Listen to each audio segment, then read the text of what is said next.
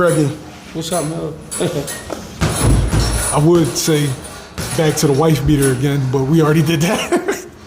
Anyway. Tropical. Anyway, so Terence Crawford was on $1 million worth of game. Shout out to them. They're doing anything. There was a short that's going around. I don't know if it's a short or a reel. Yeah. Can't remember where I seen it on, but Terence Crawford was going back and forth with Jaron Ennis. Yeah. Did you see it? I saw it. I saw 2 clips.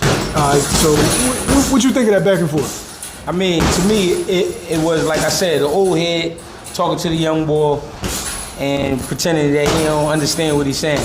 You know what I mean? Fucking with his brain. Crawford was saying that Boots never asked for no fight. Like almost saying that like if he did ask for it, I would have gave it to him. But if you pay attention to boxing, Boots been asking for that fight along with Spence too, because he's been saying, I want the top guys, I want the top guys. There's only 2 top guys, for real.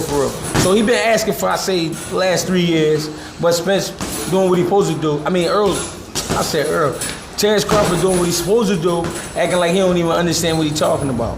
You know what I mean? It's a mind game at the end of the day, and you got to keep it like that. All right, what's the logic behind that? Because I can't speak for anybody else's platform, but on my platform, he's mentioned wanting to fight Crawford a couple of times. Yeah, the logic is, right, I'm 35, you 25, you my young boy. You gonna stay in the young boy's place. At 1 second, I don't want you thinking you could beat me, or I don't want you thinking you got control over me.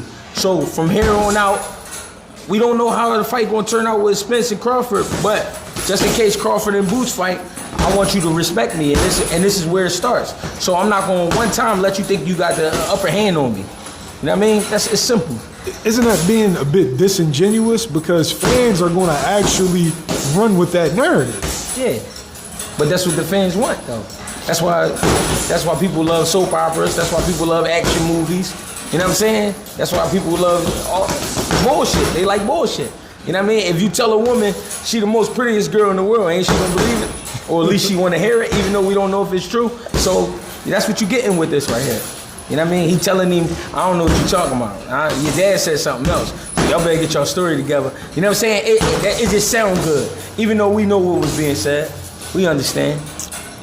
Is it easy to stand on that hill when you know that you got the 2 fights with Errol Spence, and then you're on record with wanting to go to 154 with Charlo? Yeah. So basically, you've kind of sectioned yourself off away from anybody else in the welterweight division, including Boots. You're on your record saying I have no interest, or my plans aren't to fight you or fight anybody else at 47. What he's doing is putting a target on his back. I'm the man. He's marking himself, and he's saying I'm the man. So no matter where he go and who he fight, people gonna want to knock him out. So what happens with that is the people want to see it happen now.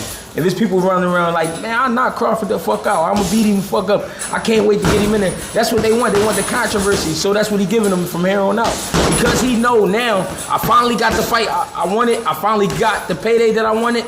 Even if it's not 100% of it, if it's just 85% of the payday, I'm gonna take that because it's better than what they was offering me. So guess what? From here on out, I'm a marked man. Come get me. And that's what he's doing. And it's smart because at the end of the day, he's been the black sheep his whole career. He hasn't been no one's favorite. They judge him about everybody he fight. All right, here go a list of names of guys y'all definitely want me to be in the ring with. And here's how we're gonna get it going. This is what I'm gonna give y'all. I mean, so we're gonna start with a little bit of shit talk for Boots. For real, Boots shouldn't be worried about him right now because he got a big task in front of him, meaning Spence. And then Boots got a job to do sometime in July, I believe. So, you know what I mean, go ahead and lock in. But it was a smart tactic as well because, you know what I'm saying, Boots now like, yo, he trying to play with me. So now he in his head about it. You know what I mean? Even though I know Boots, he ain't gonna do nothing but use it as motivation, but it's still a good tactic. So what should he do in the interim? Like, you know fighters, they don't like to be played with, especially in his mind and in all the young welterweights' minds. Yeah. These guys been holding up the division. Yeah, but now you want to play with me to my face? Yeah. So is it a situation where we could possibly see, or you would want to see Jaron Ennis jump in the ring at the end of Spence versus Crawford? That'd be crazy. You know what I mean? I would love it. But the thing is, if they gonna do it, do it. Don't play with the fans, because the fans gonna be let down. You know what I mean? We don't want the fans to be let down. But if Crawford was to fight Jamar Charlo, that's a David versus Goliath situation. How could you be let down by that? You know what I'm saying? But if you do fight Boots, how could you be let down by that? So what he's doing is he's lining his eggs up. You know what I'm saying? He's lining them checks up. So he ain't doing nothing wrong. And Boots should just be who he is and do what he gotta do. Take care of business. I mean, don't worry about nothing. Okay, as far as Terence Crawford goes, right? Yeah. He got 2 fights with Earl Spence, and then everything's up in the air from there. Yeah. But since he's the WBO super, he can go right up and challenge Jermell Charlo. Yeah. What's the most logical path for him? The most logical for Crawford? Yeah. To be honest, right? If he beat Earl Spence, he is the king of the division. That argument been going on for probably the last 4 or 5 years, right? If he beat Spence and then beat him twice, that definitely make him the king of the division. For real, he can do whatever he wants from there. If he go up to 54 and beat Jermell, that make him king of the world.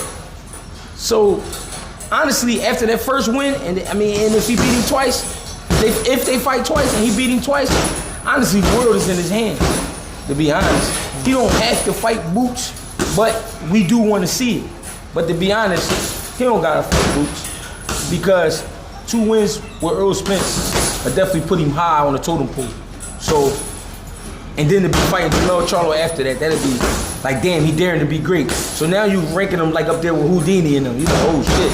So this man gonna go from 130 pounds all the way up to 54 and challenge one of the best 154s there's been in a long time. This is gonna be crazy. This is what isn't understood in boxing. It's like, okay, you got a young guy that everybody say he looks the part, and he wants to prove he's the part, and everybody's criticizing his level of competition. Yeah. But he can't get the top guys that will prove that he's that guy, because those top guys in the latter part of their career, and you know, they're already in the Hall of Fame. So now it's about the chicken. Right. So now you got one guy that's looking for the giant paydays, and you got one guy that's looking to prove himself. Right. And they constantly use each other. Well, the fans will use each person against the other one. Right. It's all written though. If you look at it, it's all written. At one time, in a lighter weight class, Crawford was in Boots' position. You know what I'm saying? Now, fast forward, I'm gonna say 4 or 5 years, Boots gonna be in a position of Vincent Crawford. They gonna be looking for guys for him to fight. You know what I'm saying? They gonna be looking for guys to say, oh, this is the matchup for him. And then he might beat him, and then he beat another guy, oh no, we found one from Australia, this the guy. You know what I'm saying? Oh no, here go another one from Russia. Oh no, here go a Cuban boy. You know what I'm saying? It's just how the game go, bro. The players gonna change, bro. So I wouldn't worry, because right where Boots at right now, he's supposed to be, and right where Crawford at, that's where he's supposed to be. And when he moves on, Boots will take over. And when Spence move on, Boots will take over. That's how it be. If one of them fight him, great. If neither one of them fight him, still great, because Boots gonna do what he gotta do. But I think I would love to see both of them in there with him. But I don't think that's gonna happen. But I think one of them will get in there with Boots. You know what I mean? Something that often gets mentioned is Boots pursuing the IBF, where he's ranked #1, instead of pursuing the WBO. Yeah. Is that a fair point? Nah, because the way the game is all, the ratings is crazy. I'm trying to figure out how a guy could be #1 here and then #7 in another. You know what I'm saying? How? Yeah, but Crawford fans will try to use, if you really wanted to face Bud, why didn't you stay in the WBO? But regardless or not, as you can see today, whether he stayed in the IBF or the WBO, he wasn't getting either fighter. Yeah. So it didn't really matter. It didn't matter. He just went with the one that he was hiring. Right, and that means that's who fucking with me, so I gotta fuck with them. So if it's the IBF, they got me closer to a strap, then so be it. If it would have been the WBO that had him closer, then it would have been the WBO.